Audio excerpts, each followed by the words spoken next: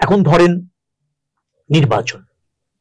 নির্বাচনের জন্য প্রয়োজনটা কি? একটা দল নিরপেক্ষ সরকার, অন্তর্বর্তীকালীন সরকার নিজে ক্ষমতায় থাকতে চায় না এবং নির্বাচনে অংশগ্রহণ করছে না, তাহলে আমরা জাতি হিসেবে এটাকে একটা অন্তর্বর্তীকালীন সরকারকে নিরপেক্ষ হিসেবে দেখছি।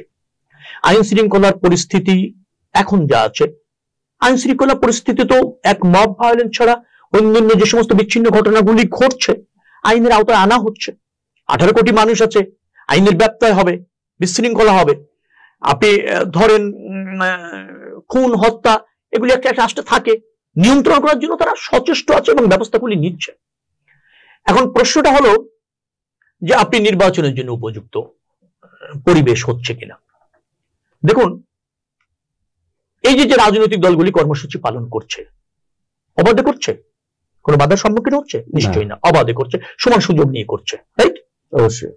আইন শৃঙ্খলা পরিস্থিতি এখন যেটা আছে, আইন শৃঙ্খলা বাহিনী তো কোনো বিশেষ দলকে সহযোগিতা করছে না, ধরেন আবার বিশেষ দলকে নিবৃত্ত করছে না, তারা নিরপেক্ষভাবে দায়িত্ব পালন করছে। সক্ষমতার জায়গায় যদি বলেন, হ্যাঁ, ঢেলে সাধনের আরেক প্রয়োজন আছে, কারণ সঠিক ভাবে পদায়ন করা, যোগ্য অফিসারটাকে বেছে নেওয়া, অনেক অফিসার কর্মের দায়ে ইতিমধ্যে বহিষ্কৃত হয়েছেন, তো রাতারাতি সেই জায়গা পূরণ করা যাচ্ছে না, তো সেটা তো এই সরকার চলমান রেখেছে। আমার ধারণা হচ্ছে নির্বাচন উপলক্ষে আইন শৃঙ্খলা রক্ষা বাহিনী নিরপেক্ষ ভূমিকা পালন করতে সক্ষম হবে যদি তাদের সঠিকভাবে পদায়ন করা হয়, যোগ্য অফিসারটাকে যদি দায়িত্বে আনা যায়, সেটা তো একটা কাজ চলমান আছে। আবার 1 লক্ষের কাছাকাছি সেনাবাহিনী মোতায়েন করা হবে, নৌবাহিনী মোতায়েন করা হবে, কোস্টগার্ড মোতায়েন করা হবে বলা হয়েছে।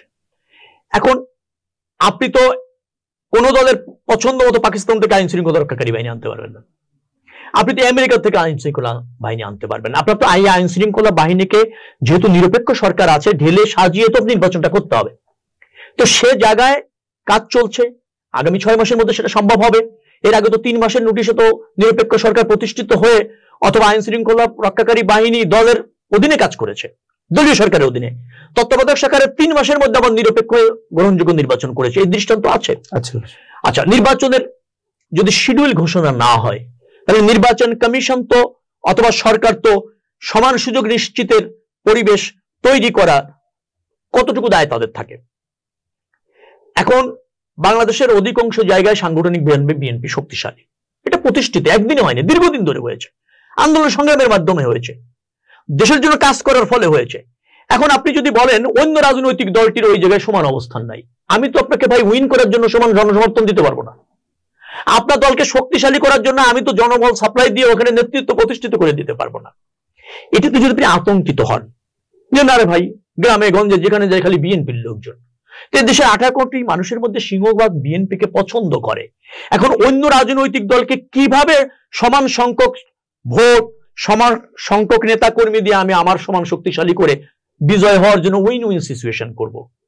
যারা এভাবে ভাবেন, তো তাদের আশ্বস্ত করা তো কঠিন। 6 মাস বাকি আছে, আমার দৃঢ় বিশ্বাস, এবং এই সরকারও বলেছে তারা দৃষ্টান্ত স্থাপনকারী নির্বাচন করবে। আমি দৃঢ়ভাবে বিশ্বাস করি সরকারের অনেক সফলতা ব্যর্থতা আছে, সেটা নিয়ে অনেক ডিবেট করা যাবে।